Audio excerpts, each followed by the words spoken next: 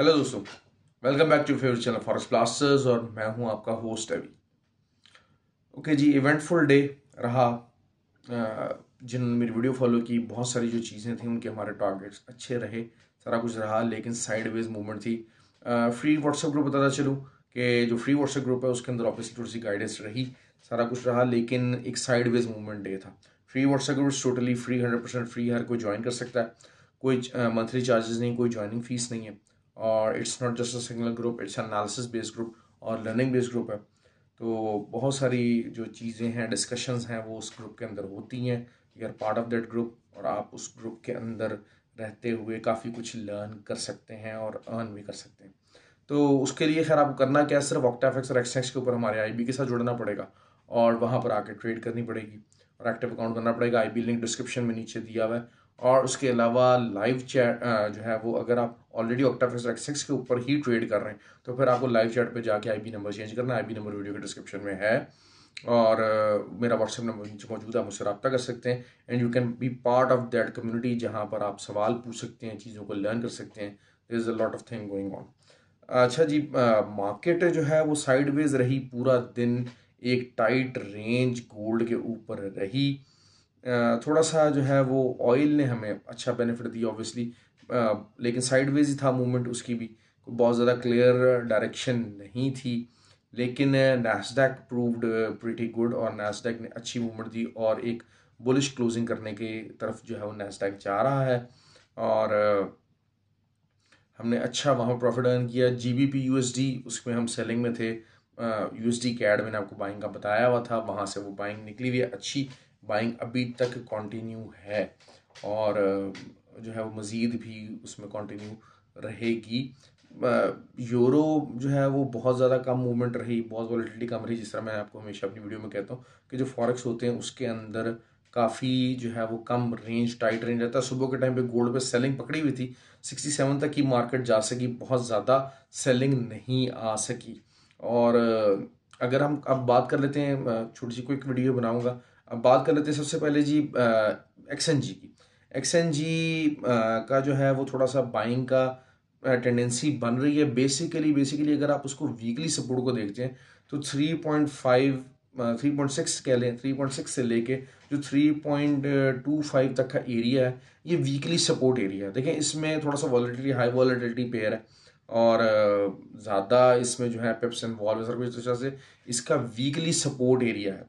अगर आप इसको देखते हैं वीकली के उसके ऊपर, तो एक दफ़ा यहाँ से बहुत अच्छी तगड़ी रिजेक्शन भी हुई है और बहुत ज़बरदस्त जो मेजर बाउंस जो कि $10 तक गया था वो भी यहीं से आया हुआ है।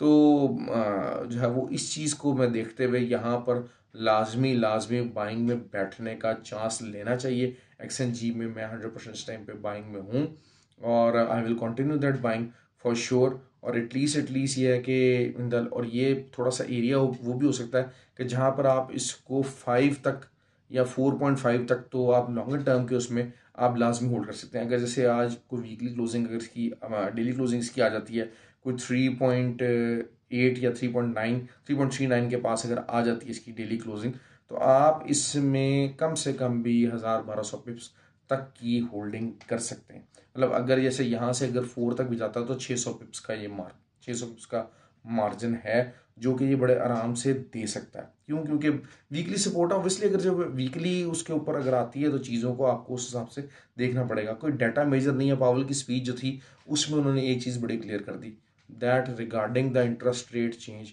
ही इज़ इन प्रेशर। वो कोई बहुत ज़्यादा फ्रीली जो है इंटरेस्ट रेट और सारा कुछ जो इकोनॉमी हैंडल करने की जो बात वो है, इतना ज़्यादा उनको फ्री हैंड नहीं है। वो उस चीज़ का जिक्र दबेल फाज में कर गए, जो कि गोल्ड के ऊपर क्या इम्पैक्ट देगा। गोल्ड मेरे हिसाब से अब इस टाइम के ऊपर जो मेरा था कि शायद ये नीचे की तरफ ब्रेक डाउन नहीं कर रहा है, तो gold is clearly making a bull flag right now. और ये बुल फ्लैग टूटने का बहुत ज़्यादा चांस हो गया ऊपर की तरफ। अगर कहीं नीचे आपको कहीं कहीं नीचे भी अगर आपको मिलता है तो आप लाजमी इसको बाय कीजिएगा। और एक बुलिश क्लोजिंग जो है ना वो गोल्ड दिया नैस्डैक है। नैस्डैक ने तो बहुत अच्छी जो है क्लोजिंग देने की कोशिश कर रहा है और वही बुलिश क्लोजिंग की तरफ जा रहा है।